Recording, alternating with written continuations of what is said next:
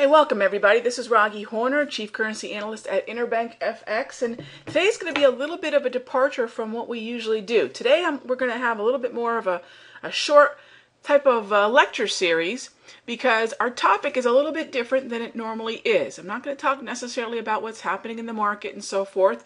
Of course, you can catch all that over at the Daily Forex Trading Edge over at www.dailyforextradingedge.com, as well as catch the webinar topics for each month. Now, of course, as you can see here, we're going to talk about asset classes, Forex versus stocks, options, and futures. Now, I'm going to share with you, not necessarily, I don't want to sit here and say it's Forex only and Forex is the best, because that would be like the total expected thing to do, right? I mean, obviously, I'm the Chief Currency Analyst for Interbank FX, so that would be the easy way to go. But that would be, number one, untrue, and number two, I have and do trade all asset classes.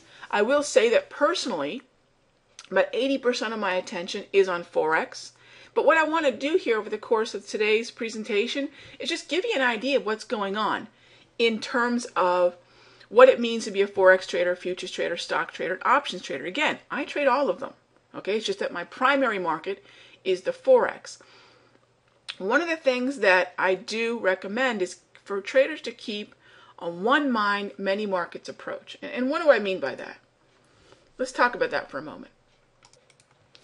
It really is at the heart of what I do. So I'm going to go ahead and use my handy dandy Microsoft Word here as our whiteboard, and kind of take notes as I'm talking. So one mind, many markets. What does that mean? Well, I'm always looking for a common thread through my analysis and through my trading. All right. It's funny. You'd think it'd be really easy to talk and type at the same time, but it's really quite difficult. All right. So I want to keep a common thread through my analysis and through my trading. So what's the connective thread? When I'm a Forex trader, if that's, like I mentioned, 80% of what I do, connected to most of my dollar correlated majors. So what do I mean by that? I mean my Euro US dollar, my US dollar Japanese yen, my British pound US dollar, even my dollar Swiss franc, my dollar correlated majors, as well as my COMDOLs. What am I talking about there? Aussie US dollar Canada, New Zealand dollar, US dollar. One of the common threads, the most obvious, is their connection back to the US dollar. So because of that, I do spend some time trading what's known as a DX contract, which is a US dollar index, and it's a futures contract. Okay? Part of understanding, say, the risk in the market and a connective thread, say, with the yen pairs, is understanding what they do in terms of what's happening in equities. And I often will trade the YM contract in the Dow. That's again a futures contract, which is the Dow Jones Industrial Average. Okay, so now I'm taking advantage of U.S. equities by looking at the Dow Jones. But it also has a terrific relationship back to the yen pairs and to risk, my risk assessment. Okay. When I'm talking about the loonie, which of course is the Canadian dollar, Canada has, I believe, 9% of, it provides 9% of the world's crude oil. So you better believe that the CL contract, crude oil, is a big part of what I'm looking at as far as what affects the Canadian economy and therefore has impact on the loonie. Let's talk about the Aussie for a moment and gold. So we're talking about the Australian dollar. Okay, they are, I believe, the Australian gold mining, digging, however you want to, I believe they're the third largest in the world. Let's call it digger. Third largest digger of gold in the world. So you better believe the GC contract is a big part of what I'll look at when I'm looking at what's affecting the Australian economy.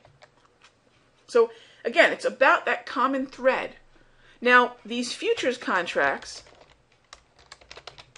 are what I call my Forextra, because I'm really looking at it from a Forex trader's perspective. So I'm always going to be thinking about, all right, what does the impact of the dollar have on those relationships against the euro, the Swissy, the yen, the cable, the pound, etc. Because half of the pairs that we trade, according to the Bank of International Settlements, BIS.org, I think in terms of, really think about it, half of the pair, of the most commonly traded pairs, is the US dollar. Right? According to BIS.org, the euro, cable, dollar yen, dollar Canada was a big one. The one thing that's common through most of the pairs that people trade is the US dollar, right? If I were to list these pairs, and I hope I'm just driving this home because it really is something that people will tend to overlook, that the dollar's connective thread through all this. Okay, even amongst the ComDols, right? The common thread is that US dollar. So it's important for me to understand what's happening to the dollar, what's going to affect the dollar. What about my risk assessment? I talked about looking at the Dow. You better believe that I always tell my futures trading friends, my friends who trade futures predominantly, if you're not looking at the Aussie yen and the euro yen and just the yen in general while you're trading your futures indices, you're missing out. In fact, it's kind of funny that we're talking about this today because we're going into a holiday weekend, right? It's going to be the Easter weekend. We've got Good Friday tomorrow. One of the things that's interesting is all my futures and stock traders are kind of going to be winding down what they're doing in terms of their participation in. And I think equities indices, the futures market's going to be open for a little while in the morning, stock market's going to be closed and so forth. And tomorrow we have non-farm payroll. So here's a market, the futures and indices market's going to be kind of winding down, very low participation, low volume. But my Forex market's going to be open normal trading hours. So it's kind of a funny thing to talk about holidays being a Forex trader. Another thing to talk about, and this is really all relating to access to the market. And again, I'm not trying to herald any particular market. I'm just going to try to share with you my experience having traded every one of these instruments. Okay? So this holiday weekend, let's use this weekend as an example. Major economic report, there's going to be very little participation in the market. It's going to be open in the morning, and that's about it, which tells me that the market's going to be active right around non-farm payroll, and then everyone's going to call it a day, call it a weekend, right? Holidays in general is interesting because come Sunday evening, when I'm looking at the Asian session, I can look at the market Sunday. I can see what's coming up for the week. I can see how the week's its mood is beginning, right?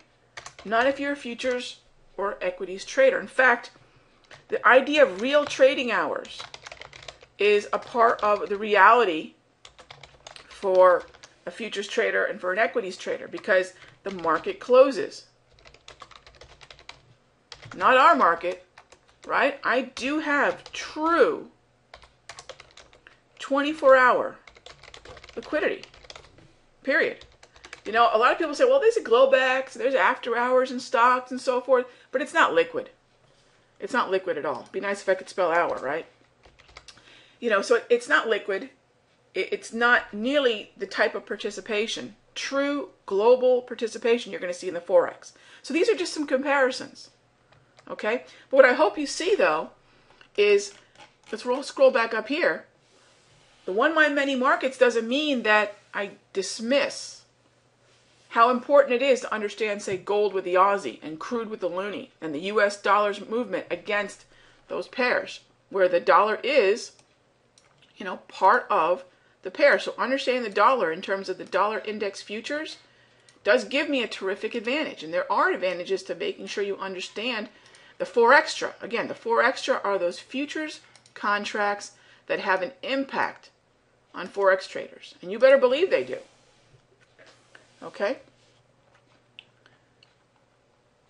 So one of the things that I've always done is I've never really left behind my futures trading roots. That futures and equities were the first markets that I began developing my trading ideas. The trading ideas that I share here during our webinars, the wave and grab candles and the pattern, all that stuff was actually learned and used and developed in the futures and equities markets. So my trading approach was honed, really developed, and then honed in futures and equities. Okay, so I really can't turn my back on it. But what I realized is when I brought my trading tools and my approach to the Forex market, it just worked better in Forex. And there's a reason for that. The market doesn't have an open and close like I do with futures and with equities. Okay, I don't have that headache. So I don't have the gaps, right? I don't have the inaccessibility. During the, let's say there's an event that happens overnight. Overnight means something to a futures or equities trader. It doesn't mean anything to us because it's always somebody's morning in our world, right? There is no overnight because overnight usually implies what? I can't trade. I can't manage. I can't even see what's going on in the market because it's closed or it's trading on very illiquid participation, right? Whether that be Globex, whether it be after hours. We have full participation. Now, we might have a rhythm of the trading day. Everybody has that. If you have a rhythm of the trading day and you're a equities trader, a futures trader, you know about the 9:30 Wall Street open, 10 o'clock reversal period, 10:30 reversal, lunchtime doldrums, 2 p.m. end of lunch, 3 p.m. bond close, 4 p.m. the market closes. So there's an intraday rhythm, right? But there's an intraday rhythm and a 24-hour rhythm to Forex as well. So the markets do share some commonalities. One's more or less a 9:30 to 4 rhythm. The other's a 24-hour rhythm. But we do see in both situations the kind of ebb and flow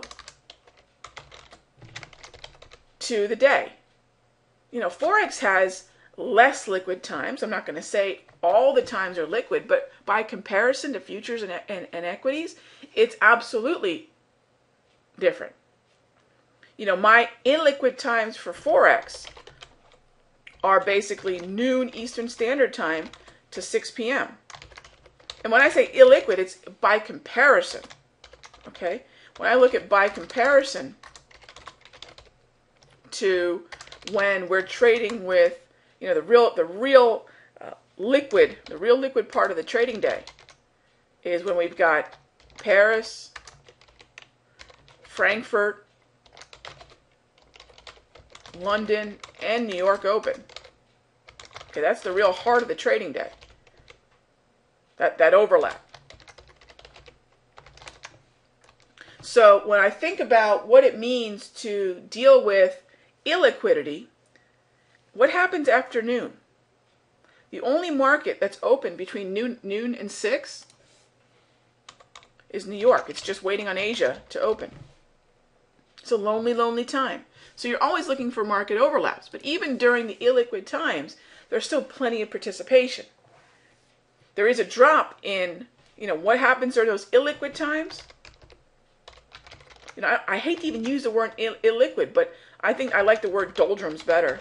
What happens during the doldrums? The same thing that would happen between 12 and 2, the lunchtime doldrums for equities and futures indices traders. And by the way, when I talk about futures indices, I'm talking about the S&P 500, the Dow, the NASDAQ, the Russell. That's what I'm talking about. Okay? So when I talk about the doldrums, we're talking about less participation, which is just another way of saying less turnover, and usually a narrower trading range. Okay, that happens in any market as it approaches its doldrums. Okay? And illiquidity is relative, right? Illiquidity is relative.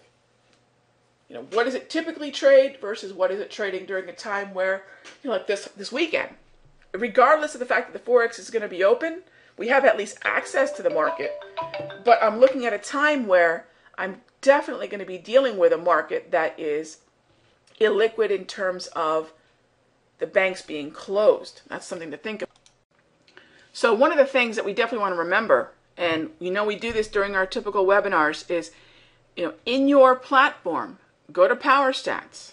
Okay, this is how we can handle the holiday trading. When everybody else can't trade, we Forex traders can do what? We can go to Power Stats. You can do that right from within your Interbank FX platform, your IBFX Trader 4 platform, and pull up the Power Stats, because then you can see the average price movement, range, okay, and get an idea of what it would be from the average to the low of each hourly bar. Okay, that's how you can gauge what kind of follow through, what kind of price movement you're likely to see. This will keep your trade setup, your stop loss placement, your profit target placement much more realistic and in tune with the expected price movement. But this would apply to even non-holiday trading. This would apply to the difference between, say, going from the US market to the doldrums, to the Asian market, to the European Open, the UK Open, then the post-Asian time, after the Asian market closes to the US market. You know what I'm saying? So this would apply to any type of transition in market participation. Just the bank holiday is a much more dramatic participation because it's a complete lack of participation. They're going to flat out be closed. Right? So that's how we can handle that. Now just remember, the big differences are things like trading hours and access. And that's usually the most obvious, because I don't want to say the movement is better in one than the other, but obviously when you have a true 24-hour market, you have both, I think, a better adherence to technical and charting principles, because you don't have gaps and noise as much, right? And then you have access to it throughout the trading day. Our access ends in the Forex market come Friday afternoon. I'm talking Eastern Standard Time, obviously, because I'm here on the East Coast of the U.S. And then I get access again Sunday evening, Sunday afternoon. I don't know if you want to call it evening or afternoon, but basically Friday to Sunday, I've got nothing. Not every single day, right? So that's a huge difference, gang. That's a huge difference. In terms of, what's the big difference there? It's really risk and trade management, because I'm never disconnected. My risk and trade management is real. If you have a stop in a stock, again, you gotta remember, I'm still trading things like Apple. I'm still trading things like IBM. I'm still trading things like the dollar and the Dow. So it's not that I'm saying that I'm not trading these, but I know by contrast, when the market closes, I'm disconnected. That's what happens. Disconnected on market close, which means any order that I have waiting, there's nothing I can do about it. There's absolutely nothing I can do. It's just going to have to wait. But in the Forex market, because it's always open, my risk and trade management is real because my order is always active. Now, it's not just that it's active, it's executable. Okay? Because the market's open. So, you understand what I'm saying? You have a stop loss in Apple. If the market gaps, it doesn't matter where your stop was at. You can't get the fill there. Now, in any gap, even the rare exception for gaps in the Forex market, obviously the same thing applies. We know even in the Forex market, there's the asterisk, right? What is the asterisk? During highly volatile times, typically economic releases, we may not get our fill either. So we still have that exception. But it's not that the market is closed. Big difference. Okay? So once the market's closed and I have, for example, a short in the Dow, there's nothing I can do about it. If the market is closed, then I have no access to management, to anything. So a 24-hour market, 5.5 days a week, means I have an active order that is executable. I may have an active stop or profit target in the futures or stock market, but it's not always executable.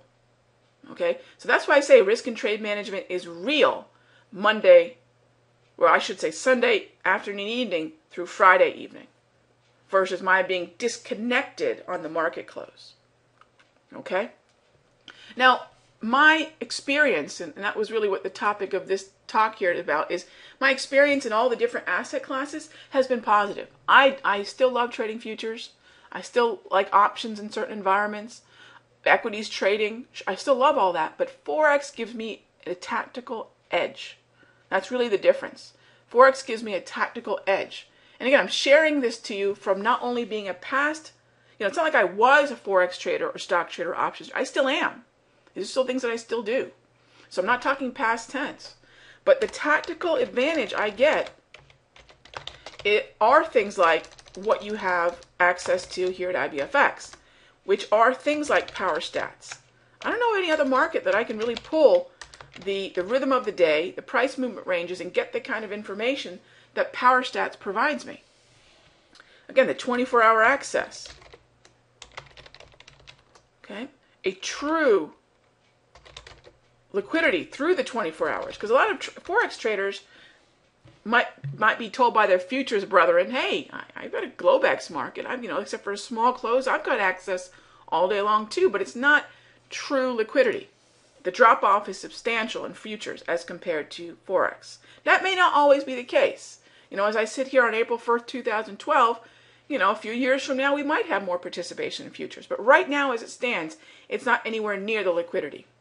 Okay, there's no market that's anywhere near the size of the Forex market. We're talking about how many trillion? Last time I checked, we actually hit almost 3 trillion in turnover. I like to say if we're looking at futures, or even,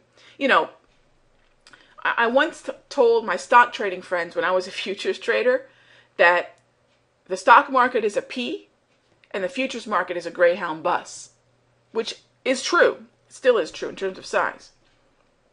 Well, to make the futures Forex analogy, the futures market is a P, a little green P, sitting on the bus, which is the Forex market. Nothing is larger than the Forex market. With size comes the liquidity, comes the accessibility. Okay, and obviously, the more we're looking at, when I first started trading Forex back in late '99, early 2000, the spreads were wider. Spreads have continuously gotten narrower. If you want to take a look at the spreads in the pairs that you're trading, you can head on over to ibfx.com and look at the performance link and see what your cost per entry is, because that's oftentimes one of the things you'll always hear from futures traders saying, hey, your cost per entry, your cost per entry. Well, we don't pay a ticket fee. That's true.